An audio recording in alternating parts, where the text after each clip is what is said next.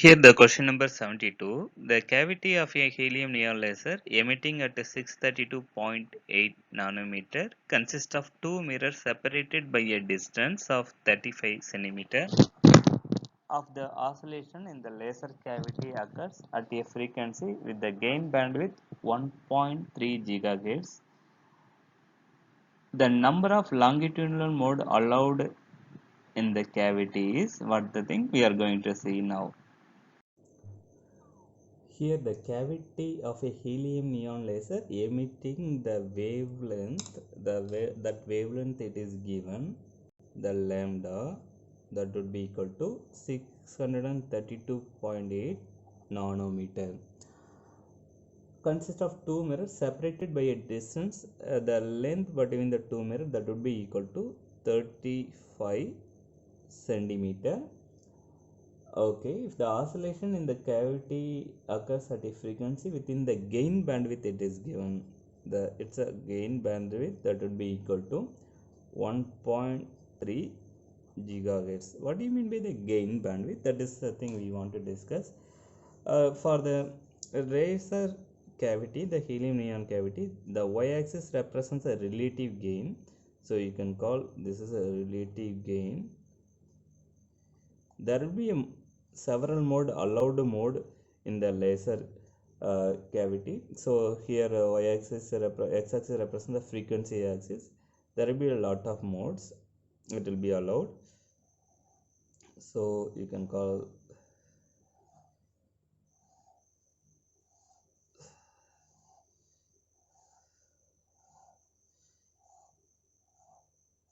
so the distance between the two successive mode you can call that would be equal to C by 2L. This is the frequency separation between any mode. So it is equally spaced in the laser cavity. Then there will be a certain threshold above which only the laser emission is possible. So whenever the losses, there are several internal losses, it will, or whenever it will attain the inverse population uh, to overcome the gain, so to overcome the loss, if this is a loss curve, if this is a loss curve, if this is the gain diagram, this is a gain diagram. So which mode is overcome the losses, only those mode will emit as a laser. So these are the mode, these are the allowed mode for the certain threshold. This is a threshold gain. Only these modes are is it will come out of the cavity. These are the mode it won't come out of the cavity because it will occurs within the loss. So this is a loss curve. Within the loss, which mode is occur, it won't come out. Above the loss curve, which mode are exist, that will come out of the cavity. So it is given in the problem, the gain bandwidth 1.3 gigahertz. This is a bandwidth it is given, the gain bandwidth 1.3 gigahertz.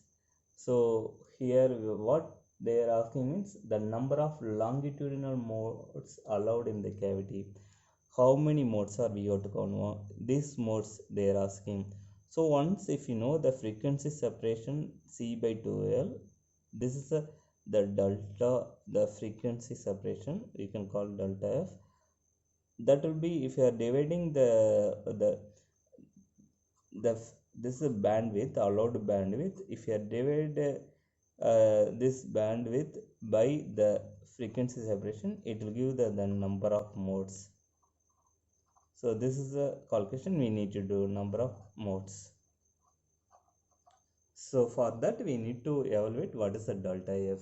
So already we have the formula for the delta F, the frequency separated between the any two modes or any nearest modes, that would be equal to C by 2L, that is the distance between any successive modes. This is also C by 2L, this is also C by 2L. We know the C is the velocity of light, that would be equal to 3 into 10 power 8 meter per second. 2 time it's given the length of the cavity 35 centimeter. We need to convert into meter, that would be equal to 35 into minus 2 meter. Once if you are dividing this it will give, suppose just evaluate this one, it will give 0.42 into 10 power 9 hertz, or you can 10 power 9 in general we can call it's a gigahertz. 0.42 gigahertz, because the gain bandwidth also it is given in the gigahertz, we are converting into in gigahertz, so this would be the delta f. Now we can calculate the number of modes that would be equal to the gain bandwidth divided by the separation, but a frequency separation between the two successive modes. So gain bandwidth it is given 1.3 gigahertz. This will given delta f, it will be 0.42 gigahertz. You can cancel gigahertz. So 1.3 divided by 0.42. Once if you are dividing these two, it will give approximately 3, because 3 fourths are 12, so it will be approximately 3 modes are allowed.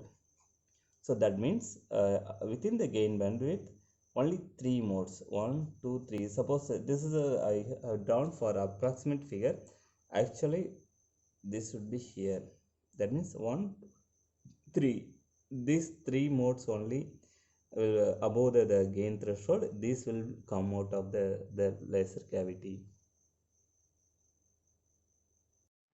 From the above discussion, we got the option. There are 3 modes is allowed, which will overcome the losses.